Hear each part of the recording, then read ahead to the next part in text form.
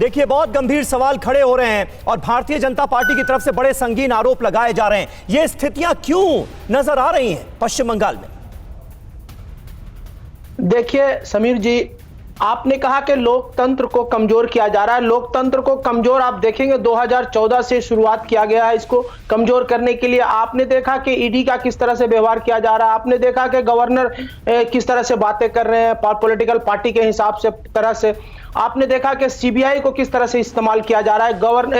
आपने देखा होगा कि पुरानी बातें मत कीजिए ना। गवर्नर पश्चिम बंगाल की ये सियासत रक्त रंजित क्यों नजर आ रही है, इसका जवाब दीजिए। लॉ एंड ऑर्डर मेंटेन करना किसका काम होता है? सरकार का होता है ना। मैं आ रहा हूं, नहीं तो मौजूदा मामले पर बात कीजिए ना, मौजूदा हालात पर बात कीजिए। मैं उसी पे बात करूंगा। लोकतंत्र कमजोर आपने कहा, इसलिए मैं उसको याद दिला दिया कि आपने देखा होगा कि सुप्रीम कोर्ट के कई जजेस रास्ते में उतर के आके अपनी बातें को रख रहे कि ये कमजोर हो रही है। तो ये कमजोर कौन कर रहा है? सारी दुनिया जान रही है और सारा हिंदुस्तान जान रहा है। तो दूसरी बात, आपने कहा कि आज पश्चिम बंगाल में कल जेपी नड्डा जी का पथराव हुआ। ये काम बीजेपी भारतीय जनता पार्टी के लोग खुद अपने लोग को करवाते हैं और ये बताते हैं कि ये तृणमूल कांग्रेस कर रही है। दूसरी बात रही, आपने कहा कि दंगा, आप ये कह रहे हैं कि कल बीजेपी अध्यक्ष जेपी नड्डा ने अपने ऊपर खुद हमला करवा दिया बीजेपी कार्यकर्ताओं से? मेरे पक्ष की बात को सुन ले।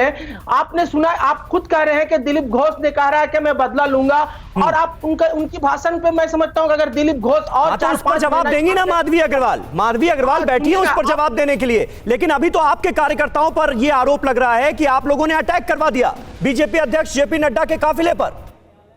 आप सुन ले कि अगर दिलीप घोष जी जैसे लोग अगर भारतीय जनता पार्टी के प्रेसिडेंट रहे तो मैं समझता हूं कि तृणमूल कांग्रेस को और कुछ करने की जरूरत नहीं है।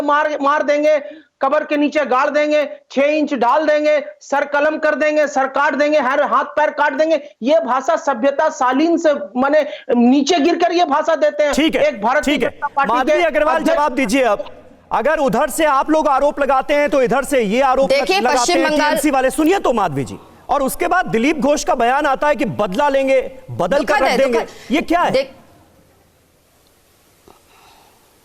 देखिए पश्चिम बंगाल जो है अराजकता की भूमि बन गई है और 34 वर्षों तक जिस तरीके से शासनकाल रहा, पूरे विश्व में यह विख्यात रहा, कुविख्यात रहा कि किस तरीके की पश्चिम बंगाल की राजनीति सीपीएम ने की। लेकिन टीएमसी को जनता ने चुना और लेकर आई और एक महिला को मुख्यमंत्री बनाया। लेकिन आज जो दशा है पश्चिम बंगाल की वो इतनी ज्यादा दयनीय हो चुकी है कि आप लोग खुद देख रहे थे कि कल सारे मीडिया के सामने जिस तरीके से पथराव हुआ। आप सोचिए राष्ट्रीय अध्यक्ष कहीं जाते हैं एक दौरे के लिए। मैं एक बात कहूंगी, ये एक तरीके की जो है सर्जिकल स्ट्राइक थी, जो कि ये जो पूरा डायमंड हावड़ा क्षेत्र है, ये डायमंड हावड़ा पूरा क्षेत्र जो है वो कट मनी सिंडिकेट का जो है वो गढ़ है, अराजकता का गढ़ है। और जब देखा कि राष्ट्रीय अध्यक्ष का काफिला वहां से गुजर रहा है और बहुत शांति तरीके से गुजर रहा था, तो लोगों को ये लगा कि भाई यहाँ पर हमारे गढ़ पर किस तरीके से सेंध लग रही है और एक सर्जिकल स्ट्राइक जैसा हो गया और उन लोगों ने आक्रमण करना शुरू कर दिया। आप सोचिए कि क्या दशा थी। वहां मीडिया कर्मी थे, सारे लोगों के सामने एक शांतिपूर्वक रूप से जो है राष्ट्रीय अध्यक्ष वहां से जा रहे थे, लेकिन लोगों ने पत्थर, बोतलें और जो हमारे कार्यकर्ता थे उनके ऊपर माधवी जी